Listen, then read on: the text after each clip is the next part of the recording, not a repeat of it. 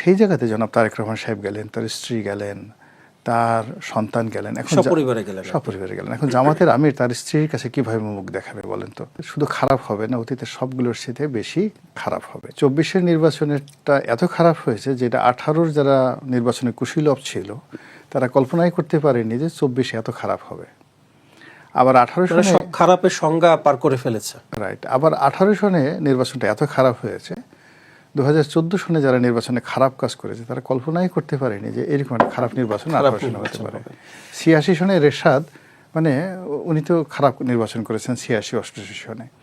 তো সেই এরশাদ সাহেব এসে 14-তে 18-তে 24-এ তিনি রীতিমতো বেকুব হয়ে গেছেন যে হাউ ইট ইজ পসিবল, এও সম্ভব এই বাংলাদেশে। তো আমাদের দেশের যারা রাজনৈতিক দলগুলো তারা খুব ভালো করে জানে যে আমাদের দেশের ভালো যেটাকে সংস্কৃতি বলা হয়, কালচার, ভালো কালচার সাধারণত সাস্টেন করে না, আর এটা মানে প্র্যাকটিস না করলে এটা থাকে না, চলে যায়। আর মন্দ যে বিষয়গুলো সেগুলো প্র্যাকটিস করতে হয় না, এইগুলো অটো জেনারেট হতে থাকে। ফলে ওই যে রাতের ভোট, ব্যালট বাক্স ছিনতাই, ভোট জালিয়াতি থেকে শুরু করে ভোট সংক্রান্ত যত অনিয়ম অতীতে হয়েছে, এটা আগামীতে সুযোগ পেলে শুধু খারাপ হবে না, অতীতের সবগুলোর সাথে বেশি খারাপ হবে। এটা হলো স্বাভাবিক ফেনোমেনা। তো সেই কারণে জামাতে যারা নেতৃবৃন্দ রয়েছেন তারা তো এখন এই সময়টাতে খুব দুঃখের মধ্যে আছেন, তাদের কষ্টের কোনো সীমা নেই।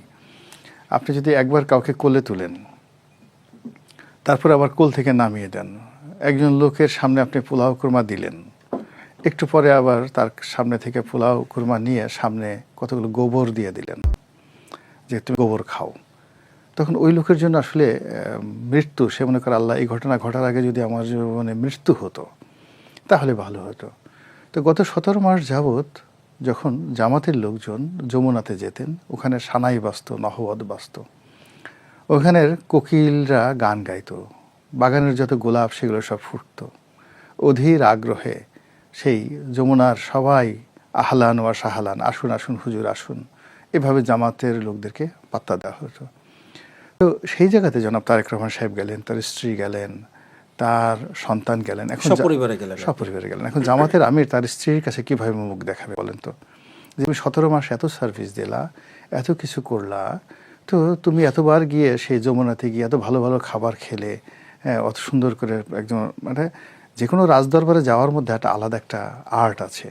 তো স্ত্রীরা বলে যে তো তুমি সেখানে গেলে, আমাকে তো নিয়ে গেলে না, অথবা ইনুস সাহেবকে তুমি এত সার্ভিস দিলে, তো তিনি তারেক রহমান সাহেবের স্ত্রীকে দাওয়াত করলেন, তার সন্তানকে দাওয়াত করলেন, তোমার কি স্ত্রী নেই, তোমার কি সন্তান নেই? তো এখন বেচারা চিন্তা করেন, এই ধরনের কথাবার্তায় তাদের তো ভীষণ রকম মন খারাপ। একইভাবে চরমনায়েরও ওই একই সমস্যা হয়ে যাবে। তো এই বিভিন্ন কারণে হলো কি, আমাদের সমাজের মধ্যে না একটা ফ্রাস্ট্রেশন ছড়িয়ে পড়েছে। এই ফ্রাস্ট্রেশন থেকে কি জামাতের আমিরের এমন শঙ্কা যে?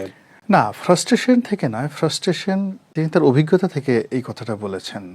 তো এই কথাটা ওনার অনেক আগেই বলা উচিত ছিল এবং উনি বলতেন, কিন্তু যেহেতু তিনি একেবারে ঘরের মানুষ ছিলেন, উনি মনে করতেন যে এই ধরনের কথা বললে ডক্টর মোহাম্মদ ইউনূসের ইজ্জত হানি হবে, তিনি বিব্রত হবেন, তার কষ্ট হবে, তিনি তার বন্ধু বা তিনি তার যে মাহবুব, সেই মাহবুবকে তিনি কষ্ট দিতে চাননি, না দেওয়ার কারণে এই কথাগুলো তিনি গোপন রেখেছেন। কিন্তু আমরা যারা মাহবুব নই, তারা প্রথম দিক থেকে আমরা কিন্তু এই আতঙ্কিত যে এইবারের পিছনে নির্বাচন না হওয়ার সম্ভাবনাগুলো কী কী আছে সেগুলো বলতাম, আর নির্বাচন যদি হয় সেখানে কী কী ম্যানিপুলেশন হতে পারে, কী কী ভোট ডাকাতি হতে পারে আমরা বলে আসছি।